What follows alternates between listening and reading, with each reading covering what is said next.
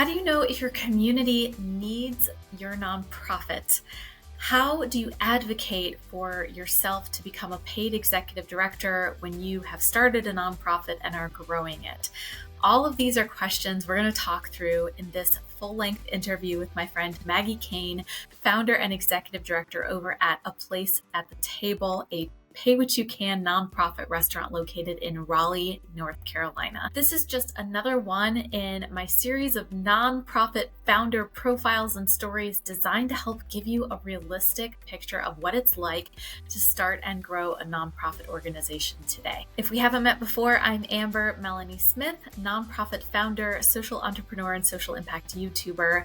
I make these videos and 200 other videos on my channel that you can check out, all about starting a nonprofit, fundraising, social entrepreneurship, how social change works, and all of that good stuff. So if you are out to make an impact in your community, you are in the right place. Don't forget to check out our new website, changemakercafe.com, where we have resources, articles, and additional ways for you to plug in and get some support in your own journey to start a social impact organization or learn all about social causes around the country and the world. All that said, let's go talk to Maggie.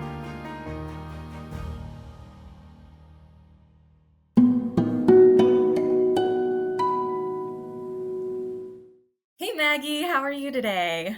Good. Excited to be here with you. Well, I am really excited to share your nonprofit founder story with our viewers and folks who might be curious what the journey is like.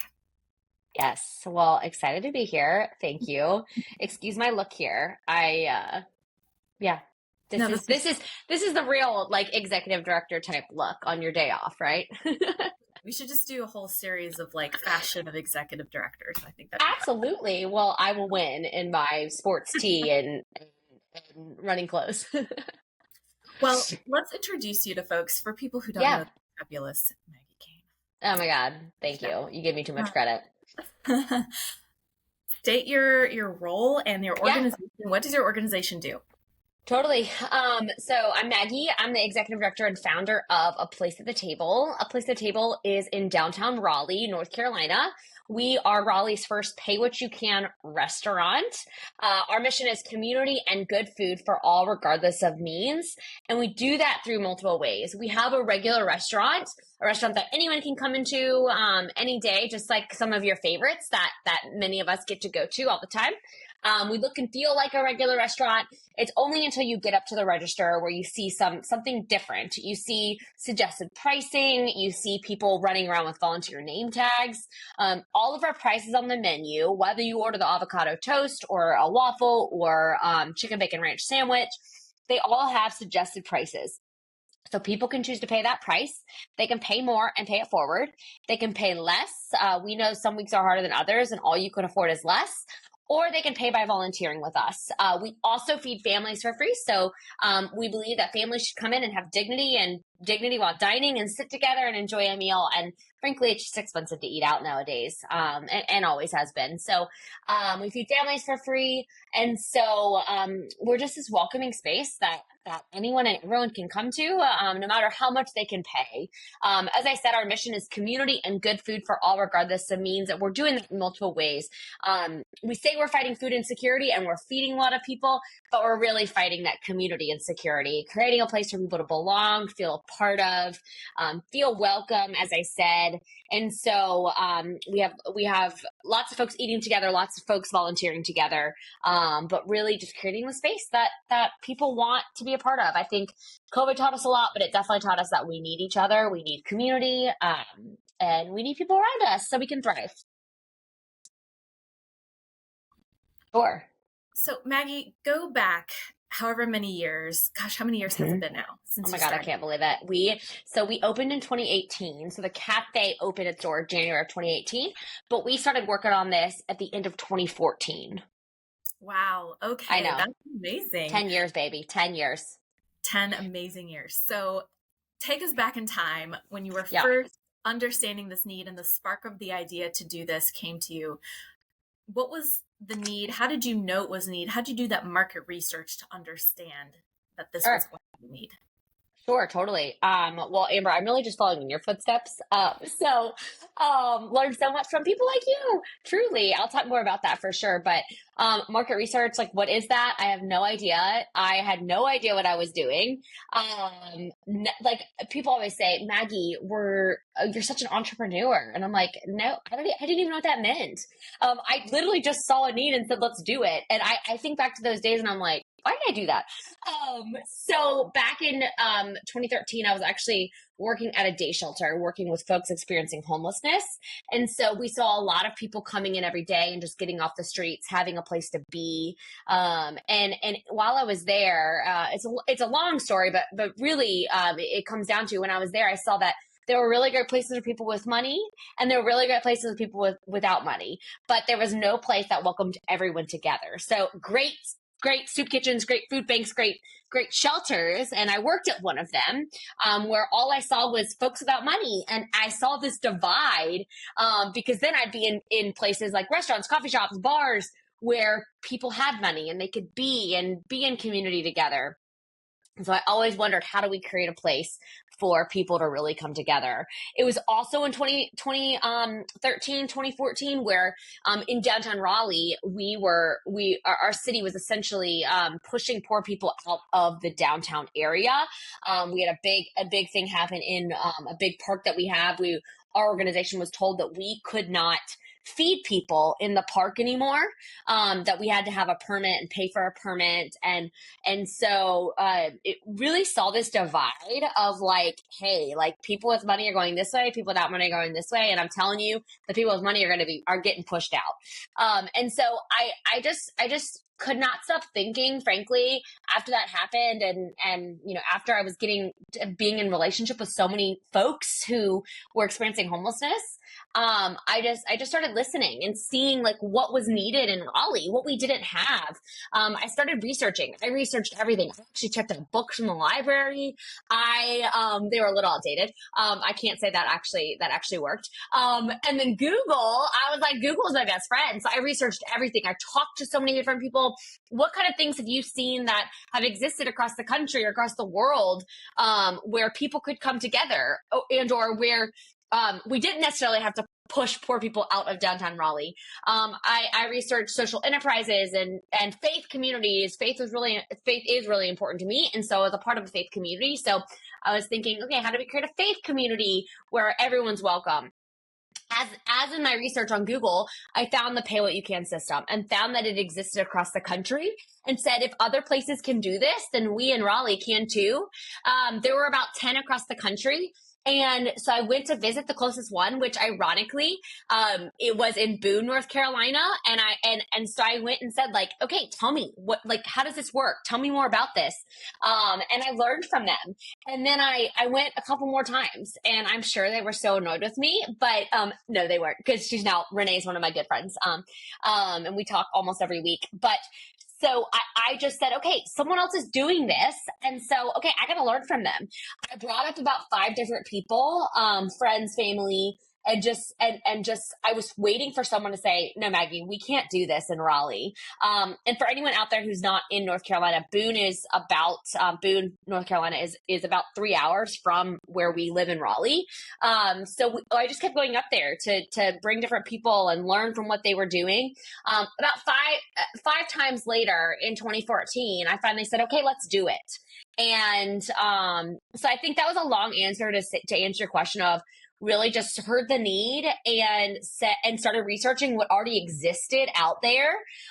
Knowing that okay, there are probably people doing really good work across the country on this. What can I see already exist, and how can I bring it to Raleigh? I think that's great. And I want to just, you summarized it nicely at the end, but just kind of to recap and bring it all together. Yeah. What I heard from you is, first, you were proximate to the people that you wanted to serve. You weren't outside of the ecosystem that they were in. You were talking to the people experiencing homelessness. You were hearing their needs regularly. So there's that. Yep. Second, you did research to figure out what solutions are already working out there. Yep. Third, you went to go study the model and you saw that it worked. So I think these are really important lessons for anyone starting out. to copy that journey, right? You want to get close to the need and study what's working, because there might be a solution that you are uniquely positioned to execute Yeah. on, Maggie. Thank you for saying that. And I'm such a believer in that. This is the perfect example. When Table first opened, we had a community advisory board. So in year 2 of starting, so from 2014 to 2018, we're building a place at the table, right?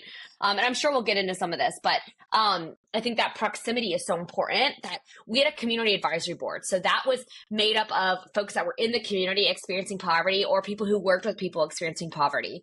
And so they were our ears and eyes into how do we build this restaurant? What should it look like? What should it feel like? We went out to a different nonprofit every month and told them what we were doing, learned what they were doing. So we developed these really strong relationships with people in the community, and again, learned what they wanted to see in this cafe. And or if they wanted this cafe, because we were like, if you don't want this cafe, we're not going to build this cafe.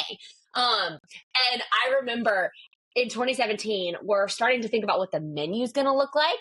And I hate biscuits and gravy. I'm like that one Southerner that hates biscuits and gravy. I don't know why. I think it's like the texture of the gravy. And then the softness of the biscuit together, I'm like, makes me not well. And so I remember saying, we're not putting that on the menu. And then we did this like anonymous survey with our community advisory board, and everyone but me on the community advisory board, the number one thing they wanted on the menu was biscuits and gravy. And I was like, who am I to say what the community needs, right? And so the whole time I give our community advisory board so much credit for building this cafe and really saying what the community needed, where it was going to be, what it needed to look and feel like, what needed to be on the menu. And so we will forever have biscuits and gravy.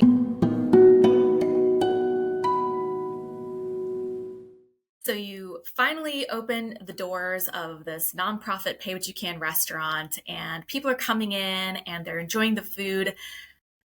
Go for just a little bit of time. You're starting to see results, right? What do results look like? What does success look like? And how are you measuring? I love that. I love that question. And every grant loves that question as well. So yeah, for sure. So to be honest, it's been hard to figure out how we do that. There has not been a clear answer, because the work we do, we can measure quantitatively the amount of meals we're serving every day. When we first opened, we were serving, 50 to 60 people a day who needed a meal. Now we're serving 250 people a day who need a meal. So the numbers are there. We are serving people. We can prove that. But more importantly, it's the qualitative for us. Our mission is community in food. We use good food as a tool towards creating community, as I mentioned earlier. And so for us, measuring the impact of the people that are coming in there, if they are actually building community and spending time together and feeling welcomed, is harder, right? And so we try really hard. Every week, our leadership team sits down and we talk about the stories of the week of where do we see that impact? Where did we see those mission moments? Our board of directors does that as well. So we really try to document a lot of those stories that we're seeing. We have core values that in any sort of larger meeting that we have, we list those core values out and we talk about those. And so I think that's really important is connecting your core values and your mission statement to the work you do. But again, it's harder. It's not always as simple as just measuring the amount of meals that come in. The impact that a lot of us in nonprofits are making goes a lot deeper.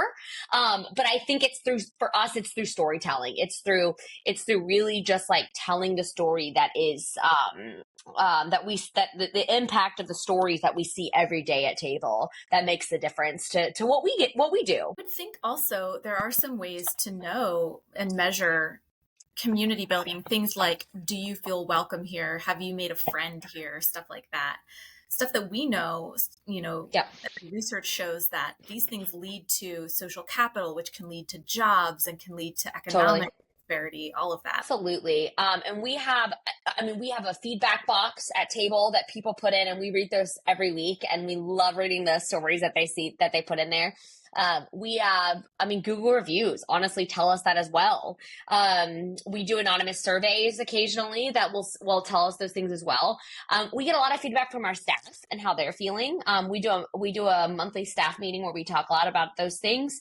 Our all hands on deck staff meeting. And you're totally right.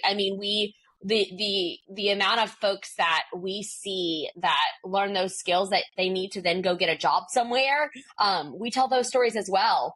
So we see so many amazing outcomes and impact happen, and outcomes, and then eventually that deep rooted impact. But it's just I don't think it's as simple as what like grants ask us to do, right? It's a nonprofit struggle for real.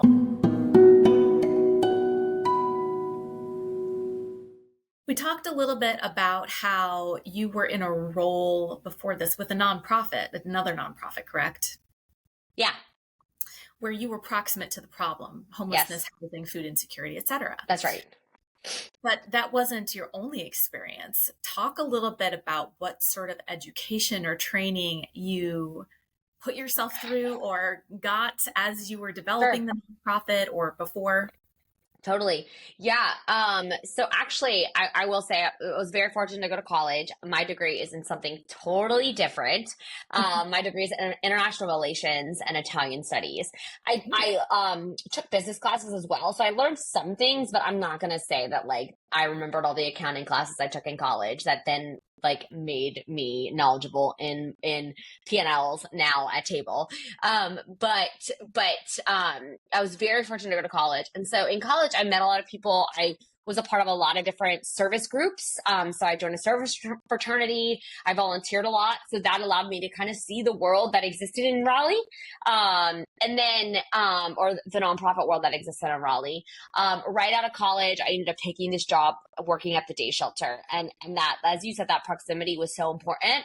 I just fell in love with all the relationships I was building and all the other friends I was meeting. So they taught me so much. And they still do to this day. But at that time, I also, I don't think it's news to anyone that nonprofits, sometimes don't pay a lot of money. So I made no money at the first nonprofit. And, so I had, other jobs and I had been in the restaurant industry since I was 15. And so I just got another restaurant job. I continued it through college and then post college as well. So working in restaurants and really learning more in depth about the restaurant industry. When I started dreaming up a place at table, I also in that time I quit my job at the nonprofit because to be honest, I couldn't do both. It was the day shelter I was running. It was a 12-hour nonprofit job a day. So I had no time to work on anything for a place at the table as I'm dreaming this up. So I ended up working in 2 restaurants, and then ended up managing a restaurant. So I wanted to intentionally learn more about that world. So managed a restaurant. And then I had a friend who was opening a restaurant. And so I asked him if I could be involved in helping him open that to learn that side too. Because I said, if I'm really going to start this nonprofit restaurant, I need to know. Now I know a little bit about the nonprofit world, but I need to know more about the restaurant industry. And so learned how to, set up budgets and set up, start staffing a restaurant, things that I would eventually need to know how to do as well. From a schooling perspective or training programs, anything there? No. No. Not. I didn't. Nonprofit minor at all. So, no nonprofit minor for me. I wish I had. I would totally encourage people to do that because there's so many awesome opportunities out there. But no, it's so funny. I actually thought that with my degree in international relations, I thought I was going to move abroad and work for either teach English or work for an NGO abroad. And so it's funny how life can change. Yeah.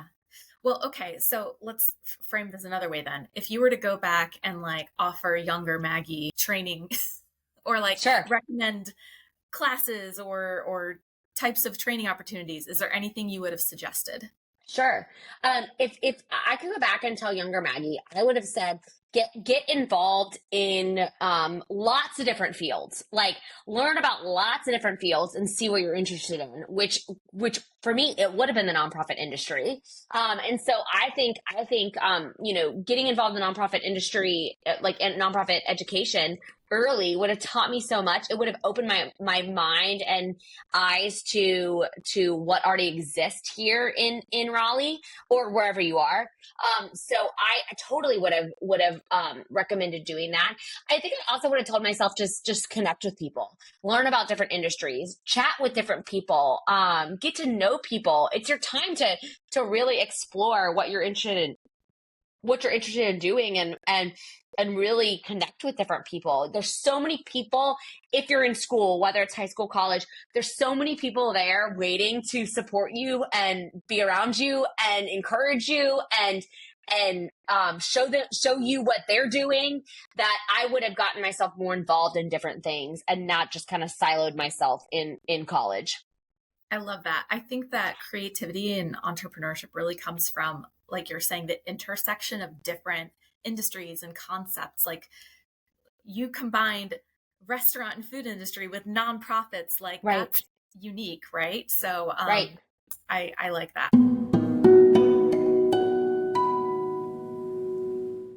All right, let's get into the logistics. We're going to talk fundraising and finance. The best part. Some might say. Yeah, right.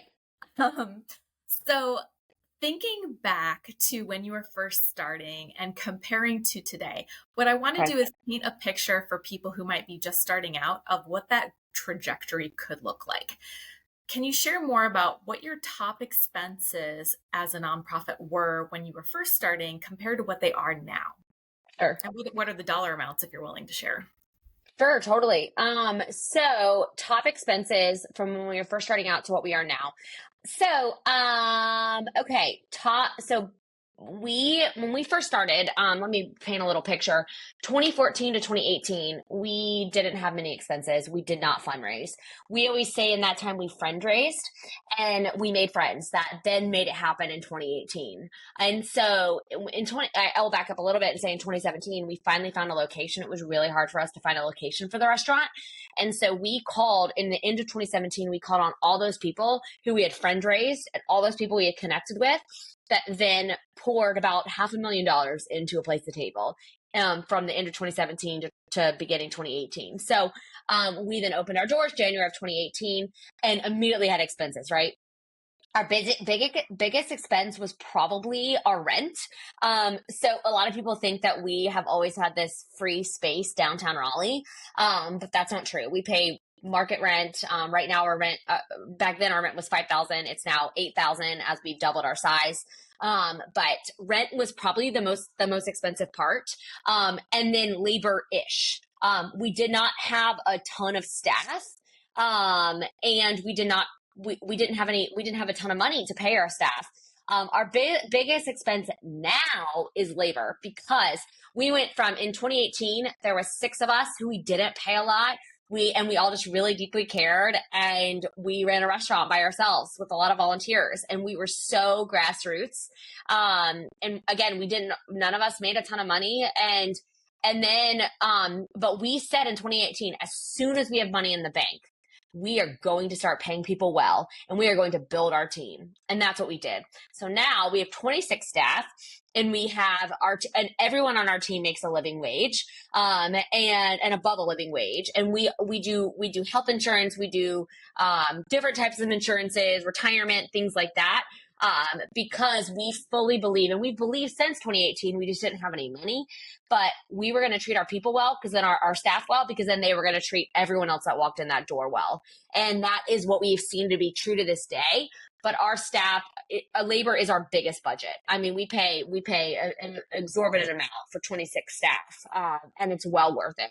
And we always say that if we are so fortunate to do what we do, and it's such an honor and privilege, and we are going to treat our people well. And if we only last another year, then we lost another year, but at least we treated our people well and our team well. So we pay a ridiculous amount in rent and labor. So overhead, of course, right? But I'll say that we used to in the cafe in the early days, we were a lot smaller. Word also had not gotten out. Hunger Hunger existed, but it wasn't as extreme as it is now. Hunger only seems to be getting worse in Raleigh. But we made of our annual budget, we made which hadn't hit 1 million back in the day. We made about 60% of our annual budget from cafe revenue. So that's me going in and buying a latte. 40% of it was fundraised. Now our budget's about 1.8 million, and we generate about, I mean, I'd say our cafe revenue only hits about 20-30% of our annual budget. The rest we have to fundraise. We are seeing so many more people come in. So our second biggest expense is totally the amount of meals that we're giving out. We just are feeding so many more people than we ever thought was possible. 250 people a day is a lot of people. And then with that, we see a lot less paying customers because we're feeding so many more people. So it used to be that we had 70% of the diners that came in each day, 6 days a week, were paying customers. So they paid something, and or more. And then now it's flipped.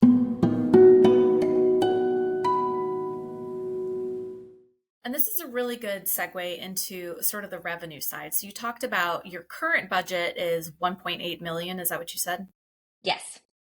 Do you remember what it was when you first started? I know you said you didn't really have one. Did you literally not have a budget, or was it a small budget? LOL. Yeah, well, it's funny. When we first opened, I had no idea what I was doing. So I didn't know how to build a budget.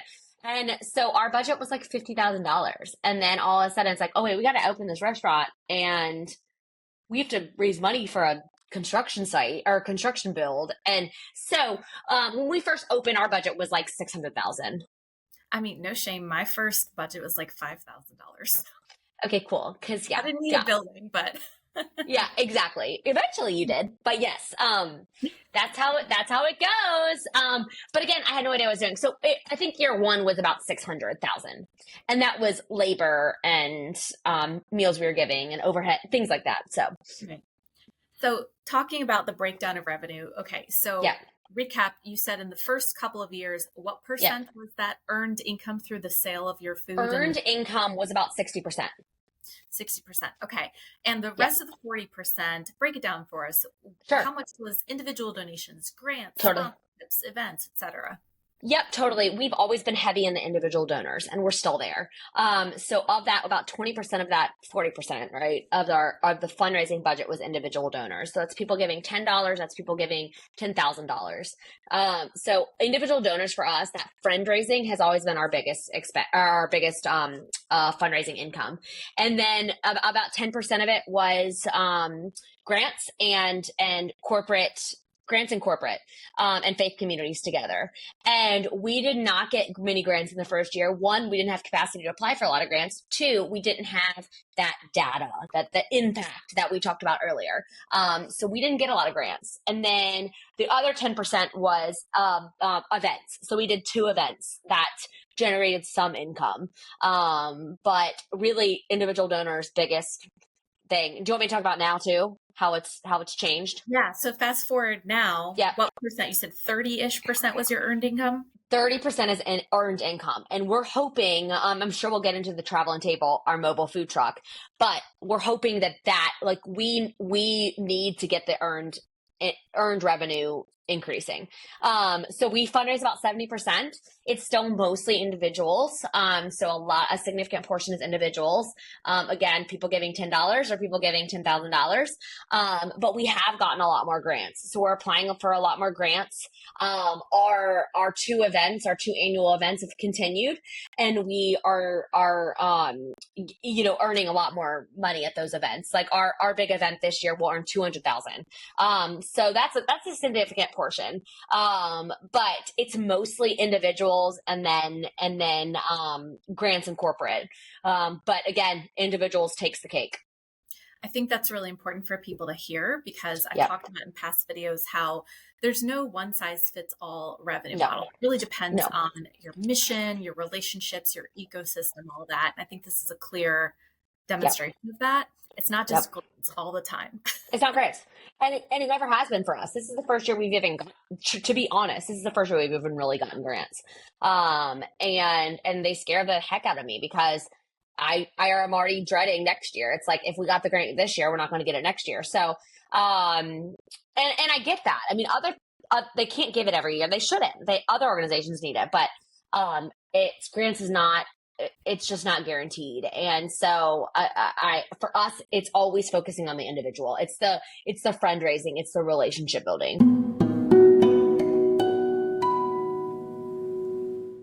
Let's talk about staffing a little bit. We're talking about your budget and how so much of that is your Yeah. staff, which is so important to invest in your people. Was the executive director position the first role that was paid staff, or was it a different role? Yeah, executive director is first paid role. So again, we started working on this in 2014. I had a couple jobs, as I said, restaurants, and a couple other side hustles. And we finally started, thinking, okay, it's time to start paying me something. So we paid me a stipend of about $100 a month, in 2016. And then in 2017, I think it was in May, we jumped my salary up to, 30K. Okay. So when we opened, in May of 2017, I was making 30K. We brought on our next person at 30K, which was our cafe manager. And then we had a head chef for the restaurant. So those two positions we hired in November when we knew we had a restaurant, they both made 30K as well. So we were not making a ton of money at all. And then in 2018, we bumped those up. So all three of us made over 40K for sure. I think we all made 40, 45K. And then, in 2018, and then we just slowly kept creeping up. Our front of house staff, like our front of house and back of house, the line cooks and baristas and cash, like we always said we were going to pay a living wage. So at the time, the living wage was $15 an hour. Can't believe it. No one can live on $15 an hour. But, we paid $15 an hour to our staff. Now fast forward, almost 7 years later, our staff, living wage is $19. So front of house staff and back of house staff are making anywhere from $20 to $22 an hour. And then which we want to keep increasing. And now we're just going to keep trying to increase as much as we can. And I now make 80,000.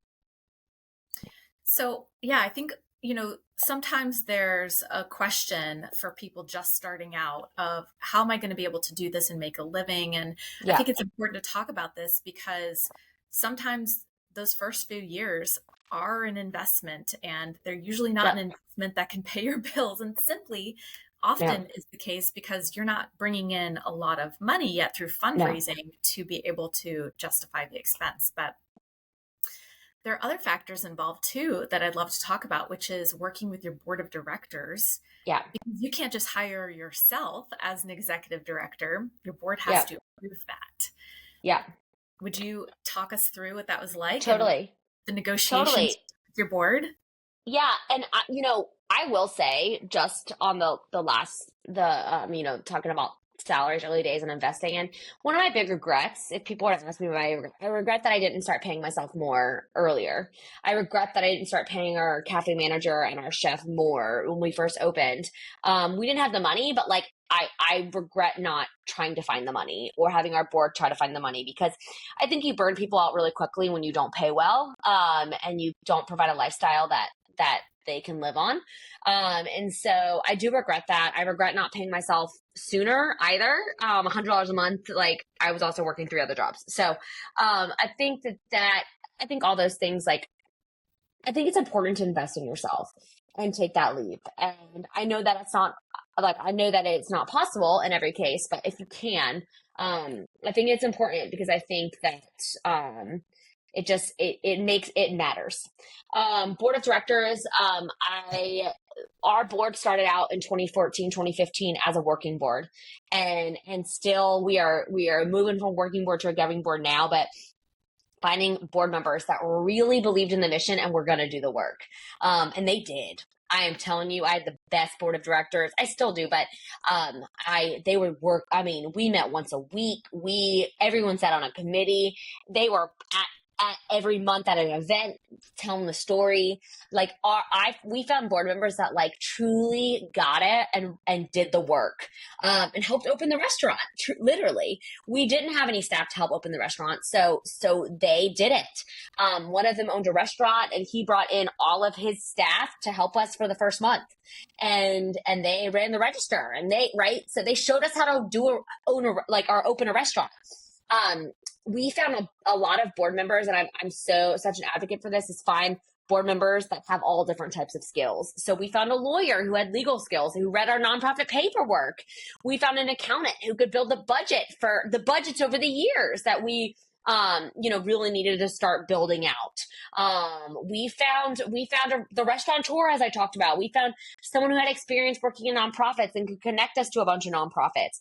So we found a lot of different board members who had skills that I did not have.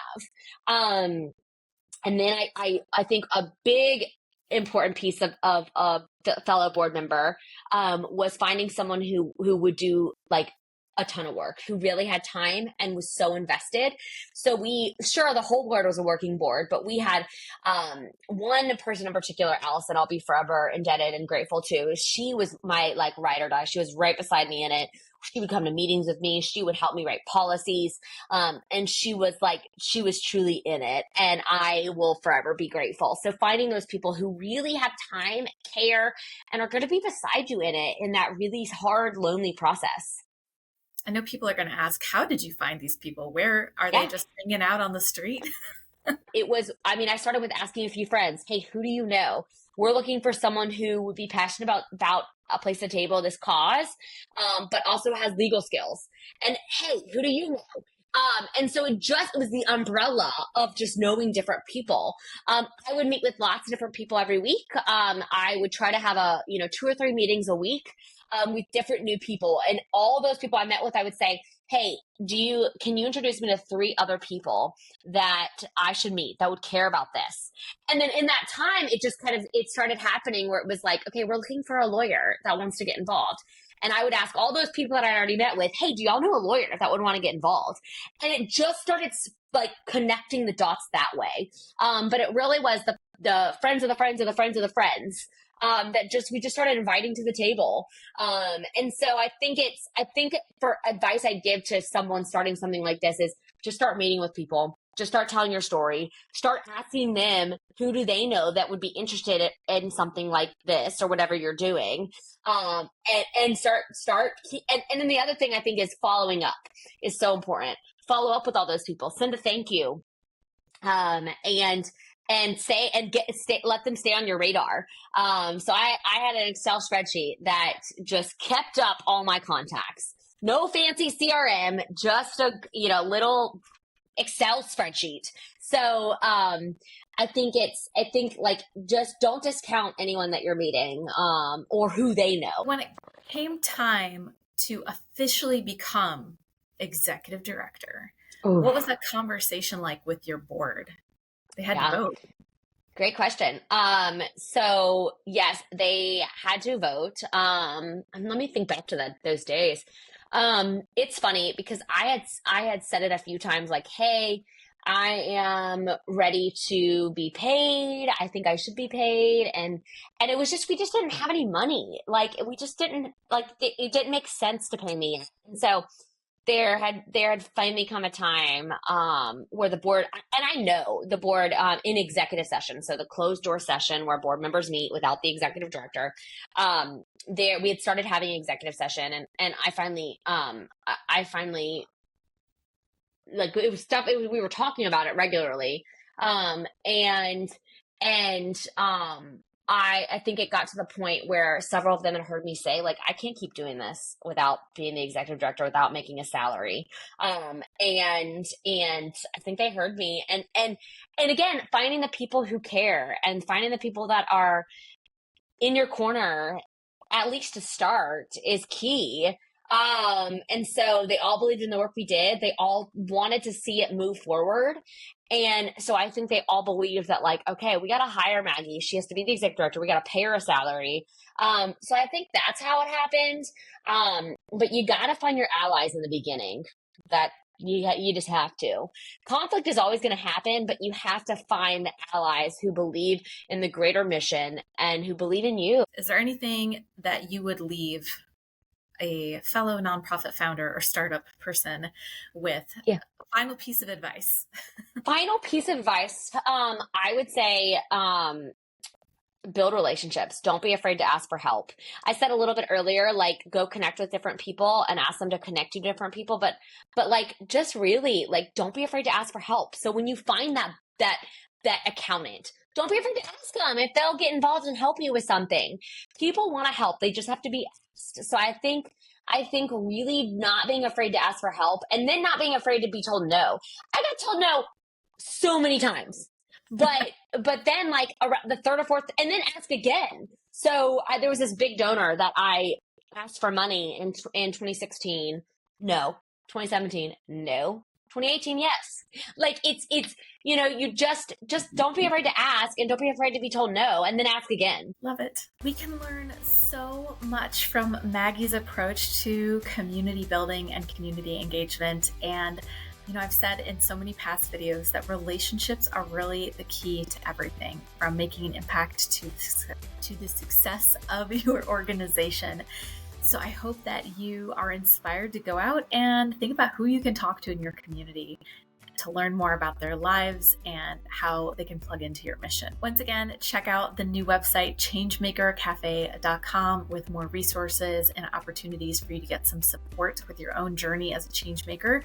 If you're starting a social impact organization or growing one, we hope you can join us over there. And of course, don't forget to check out the hundreds of other videos on this channel to help you learn all about social impact and how you can lead social change in your community. I hope you found this helpful. Once again, I'm Amber Melanie Smith, and I'll see you next time. Bye.